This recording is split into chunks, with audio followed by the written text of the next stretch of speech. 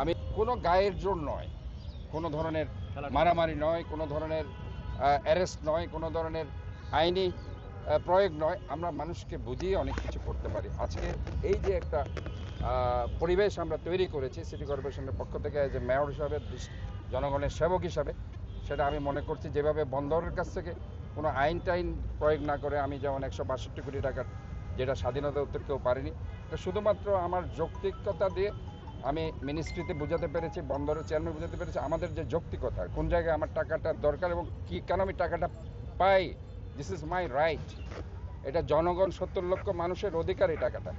কাজে আমি মনে করি যে এইভাবে যৌক্তিকতার জায়গায় গিয়ে আমরা যদি সব জায়গায় করতে পারি, তাহলে পরে আমরা হয়তো অনেক কিছু অ্যাচিভ করতে পারবো। হ্যাঁ, আইন লাগবে, আইন অবশ্যই লাগবে। যেমন আপনারা একটা ছোট্ট বাচ্চা আজকে আমাদেরকে, এটা একটা হৃদয় বিদারক ঘটনা, এই যে ব্যাটারি চালিত রিক্সাগুলো যেভাবে, সেটা শুধু ওইটাতে একটা রিস্কি রোড ছিল, এমনি নর্মাল রোডে তারা অ্যাক্সিডেন্ট করছে।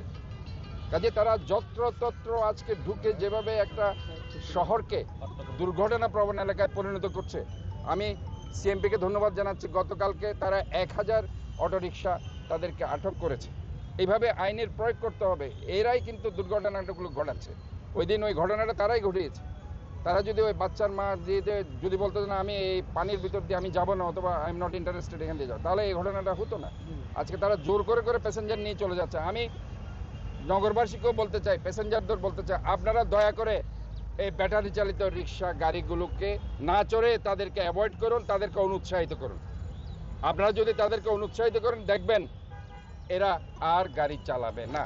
শহরে কোনো গাড়ি চালানো যাবে না। এই জায়গায় আমরা আইনকে শক্ত করতে চাই, আইনকে প্রয়োগ করতে চাই, আইনকে আমরা ইমপ্লিমেন্ট করতে চাই। আমি সমস্ত পুলিশ কমিশনার সহ সমস্ত সেবা প্রদানকারী সংস্থাকে বলছি, এদেরকে অবশ্যই আইনের আওতায় আনতে হবে, না হয় শহরে দুর্ঘটনা বেড়ে যাবে। এবং আমি আরেকটা জিনিস আপনাদের বলতে চাই, চট্টগ্রামের 41 ওয়ার্ডের যে কোনো নাগরিক সঠিক প্যাড আর সঠিক তথ্য দিয়ে এসব সামলে নিব এক হয়ে। Monalisa sanitary napkin. যদি কোনো খোলা ডাস্টবিন, আপনার খোলা ডাস্টবিন দেখেন, সেটা আমাকে ইনফর্ম করবেন। কোনো খোলা ম্যানহোল দেখেন, কোনো জায়গায় স্ল্যাব নেই, এরকম দেখেন আমাদেরকে নোট করবেন, আমরা দ্রুত তার ব্যবস্থা নিব। এবং যেসব নালা এবং খালের পাশে সুরক্ষা নেই, কোনো ধরনের প্রিভেন্টিভ ওয়াল নেই, ইভেন কোনো ধরনের রিটেনিং ওয়াল নেই, আমাদেরকে জানাবেন। আমরা ইতিমধ্যে একটা টিম করে দিয়েছি। প্রত্যেকটা ওয়ার্ডে তারা ওয়ার্ড ভিত্তিক 10 জন করে তারা আমাদেরকে রিপোর্ট দিচ্ছে। আপনারাও সাংবাদিক ভাইরা, আজকে আমি এটার মাধ্যমে জানাতে চাই, যে কোনো নাগরিক আমাদের কাছে যদি বলে যে এই খালের পাশে একটা ওয়াল থাকা দরকার জরুরি ভিত্তিতে, যেহেতু এখন আমরা যেহেতু আমাদের কাজ আছে, 21টা খাল নিয়ে আমরা সংস্কার করছি, সিডিএ 36টা খাল করছে, এবং সেই জন্য হয়তোবা পার্মানেন্ট এখন আমরা কিছু করতে পারবো না, কিন্তু দুর্ঘটনা এড়ানোর জন্য যেটা করার, বাঁশ দিয়ে হোক কিংবা স্টিল দিয়ে হোক, সেটা আমরা করে দিচ্ছি। এবং আমি অলরেডি ওই দিন আপনারা দেখেছেন ঘটনার পরপর রাত 3টার মধ্যে সেখানে আমাদের সিটি কর্পোরেশন, আপনারা জানেন, বাঁশ দিয়ে একটা প্রিভেন্টিভ ওয়াল ছিল, কিন্তু কাজ করার জন্য সিডিএ যেহেতু এই হিজড়াকালটা করছে, কাজ করার জন্য তারা সেখানে খুলেছে।